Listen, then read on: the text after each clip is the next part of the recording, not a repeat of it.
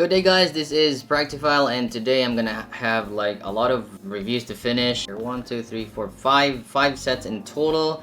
I think I did like a massive unboxing a few weeks ago and now I'm here to give my final thoughts on these. So probably let's start with, I know, where do I start? Let's start with the KBear, like this one here, the KBear KW1. I think this is a nice budget base headset. It follows the same curve with the Rosefinch and probably safer because the Rosefinch has that like elevation in 8K. It has some treble, which I don't know, like it tips off the balance a little bit. This one though it's a bullet type IM and they actually let me try that one more time just to clarify my thoughts on this. Like, yeah, like Rosefinch style, like very warm sounding set actually.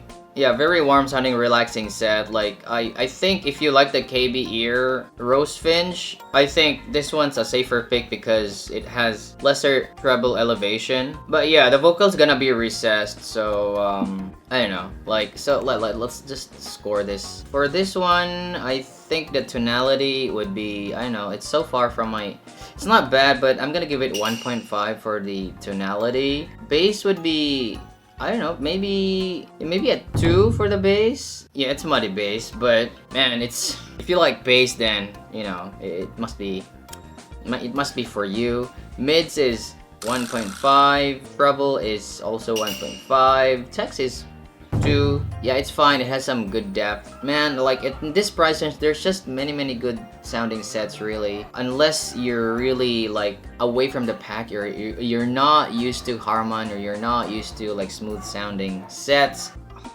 Yeah, man, it's 8.5 and 8.5 is like a C. So yeah, the KBear K1 gets a C for me. Next up is the Ziigat Nuo. Now this one is interesting. I don't like the ear tips on these because I don't know, like it gives off that very strange peak in the treble. There's elevation, I'm for sure there's elevation in the treble. There's like double spike there after 8K, maybe 9 and 10, and it's very noticeable for me. So if I have to score this one here, the Ziigat Nuo's tonality, I think it's 2.5. It's actually very good. Like the bass is very clean sounding. Mids are resolved pretty well for this price. Okay, for this price. Only that the treble can sometimes be it can be really forward for some and very artificial sounding at times. Maybe because of that peak. I don't know why it has that. But all in all, it's a very enjoyable tuning for me in this price range. Based on here, I think I can also give it 2.5. Not the best, but very textured, very impactful. Okay, let me just give that a listen. Yeah, I mean, it's definitely not average sounding. It's above average, so it's 2.5. Not perfect because I've heard, like, I like the bass on the Tanya and some other stuff. Like the Chew, also very good. So yeah, 2.5. Mids is also, the mids are affected by the treble, so it's not perfect. Because of that, some peaks in the treble, the vocals can sometimes sound glassy in a way, and instruments kind of like it's very edgy sometimes, like guitars, so it can be out of tone at times. So maybe for the mids I'm gonna give it 2.5. For the treble, I'm giving it 2.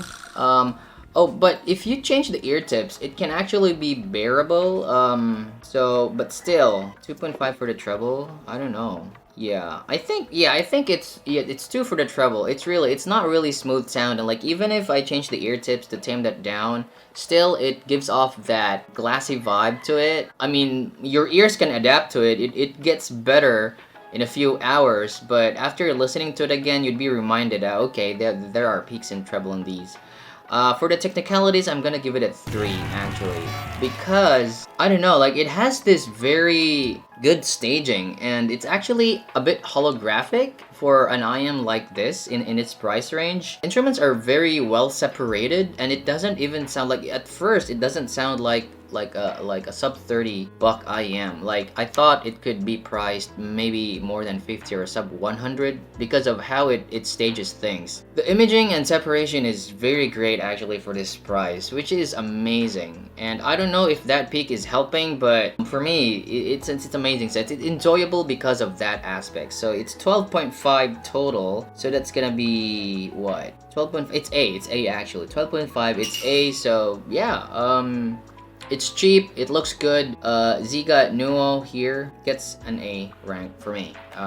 So that's what I thought about this one. Moving on to the next. The KiwiEars Melody. It's their planar, budget planar, I think sub 180 something bucks. It's a typical planar, so let me just score it. So for tonality, I think tonality will be 2.5. It's nice, nothing bad. It's just that it has that, yeah, elevation, typical planar elevation, the upper treble, which I find, at first I liked it, but eventually I realized that it's just not natural sounding enough for me. But all in all, probably it has a lesser forwardness compared to KZ planars. But if you're really in a budget, maybe you should check other stuff like KZ stuff. But if you want like a safer sound, maybe the KiwiEars Melody. But man, there have been discounts on good sounding planars like the, the S12, sometimes it can be sub 100, the S12 Pros, which has better accessories. This one here, I think the cable is, yeah, tangly and yes, but it's safer though. It's safer than, I don't know, like, okay, let me just listen to it again. For some reason the Divinas Velvet ear tips, they kind of like tame the treble a little bit, but I doubt, I don't know. Let's just try it again. Yeah, man, like I still notice that elevation, but it's, yeah, I mean, if you look at the graphs, I mean, I'm pretty 100% I can hear the past 10k peak. I'm pretty sure with that, like even if it feels well. If you look at the graph, like there's an elevation there in the mid bass, and it's not really that pronounced because it's a planar. So I've mentioned, if you've heard of planars, you'd notice that this one is a planar, okay? There's no doubt. It's just that it's tuned a bit differently, but still a planar. Moving on to the scoring.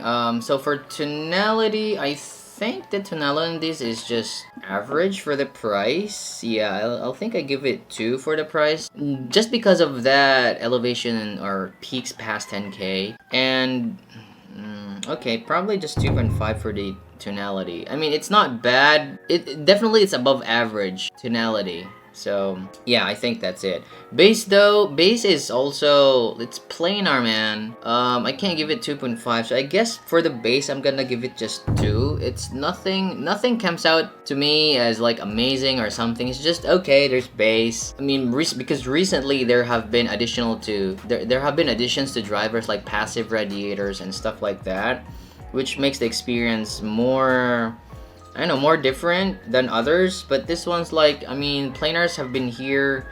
Like, there have been planar wars last year, and if you've heard planar bass, then it's just planar bass. So just 2 for the price. Mids is, yeah, I can give 2.5 for the mids. There's a very good gain. Actually, it's a very good curve in the gain around like 3k, and then it goes down, which makes vocals and instruments sound pleasing and natural for me. But then again, it rises up past 10k, which breaks everything. But still, I like the mids on these. So 2.5, it's above average. Treble though, again, as I've mentioned, that past 10k peak, man, I keep repeating. I hear it. Up to you. If you don't hear it, good for you. For me, it makes cymbals, especially in my metal track, it makes cymbals splashy, and it's bearable. It's bearable. It's just like, if I can listen to other sets that has smoother treble, then I would be carrying these, like, unless, I mean, I was only listening to these because I have to give my impressions on, so I have to take it with me for like 1 or 2 days. But other than that, if I have to pick this up and choose other sets, I think I wouldn't, choose the melody on that day. So treble is 2. Technicalities, I know. Technicalities, it's hard, man.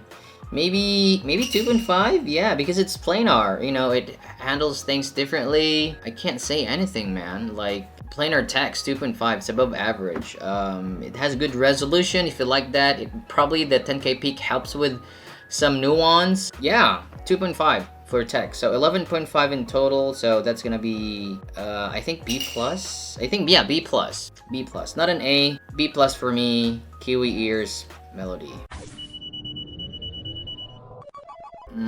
I think that's it for today, guys. Or no, I still have some few tests from EPZ. Okay, EPZ. I have the EPZ Q5 here and the K1. Okay, EPZ Q5 and K1. So what do I think about these set here? Now EPZ, I've heard my first EPZ was the EPZ. What was that? I forgot. It's the DD EPZ G10 EPZ G10, and I really like that. I thought that it can be a good alternative to the EW200s because it has smoother treble. It has very good placement of instruments, I thought. And now I finally have the chance to listen to both, like, new of their other sets. Not new, but 2 other sets, the K1 and the Q5. This single DD here. What I like about EPZ stuff is, like, they always have this consistent staging and they have this target gain around 5 to 7K. It boosts a little bit of resolution without sounding fatiguing for some reason. On graphs, if you look at the graphs here, let me see. It has a bit more gain than the EW200s. See that? And I think it helps a little bit with its resolution. It's like almost identical, really. Like the graph, like the bass, except for that elevation around 5K, it gives off that, I don't know, like extra dimension in its staging, wherein everything sounds airy for some reason. Maybe the 10K peak also does that, but yeah, all in all, yeah, it's either gonna be EW200s, EPZ-Q5, or the G10 in this price range. But there's also this E20, like Aoshida Let's Sure. I also think that one is really good, and the Letitia I thought that it's actually also very good for its price point. So recently there have been really good sounding sets, like $50. I think this is around $50 or $60. Do I think it's a great upgrade from EW200? Yeah, maybe this one's a little bit better in terms of staging and technical performance. But it's justifiable because you add like $10 more or $20 more to get that experience. So yeah, let me just score this. Tonality on this is not really perfect for me, but I can give it like 2.5. Bass is also 2.5. It's very, yeah, it's clean, impactful, very less bleeding into the mids. Mids on these are also 2.5. Treble is 2.5, yeah. I mean, as I've mentioned, although there are some elevations, but I feel like it doesn't really reach the point of being fatiguing for some reason. Maybe it's just the fit on my ears, but the comfort on these are also very good. And technicalities, I think I can give it a 3. So that's 13. And 13 for me is, I think, A+. It's not an S. I think it's just... It's A. I'm sorry. It's A. It's A ranking. So, yeah, I think it's pretty... It's a good product overall from EPZ. You can't go wrong with either. Like, you can't go wrong with EW200s, the EPZ Q5, the G10, the Letitia, the Aoshida E20. There are many good sounding sets around that price range recently, so it's very hard to recommend something. So maybe at this point you just pick what looks good. like an IM that looks good on you, and probably the comfort, because recently IMs are really tuned well and you can't really go wrong. Like it just sounds decent. You won't regret it. It sounds good, you know? So yeah, moving on to the EPZ K1. This is their a bit more expensive model. It's a hybrid. Yeah, so it's a 1DD 1BA unit. Yeah, so the graph actually looks cocked. You know, look at that. But on listening, it sounds a bit balanced. You hear that peak a little bit, but I don't know what they did. But for some reason, that elevation there around 6 to 8K, it gives off that nice sparkle and treble elevation, but not to the point of being fatiguing or peaky. It has some good linear bass and, you know, mids, and as I've mentioned, they don't really go after like a rise and then peaks at 3K and then goes down. They always have that going up, and they peak usually around 5 or 6K. And then they gradually go down. Probably it's a bit similar to the K1. Yeah, these are priced like sub 100, I think 80 bucks or something.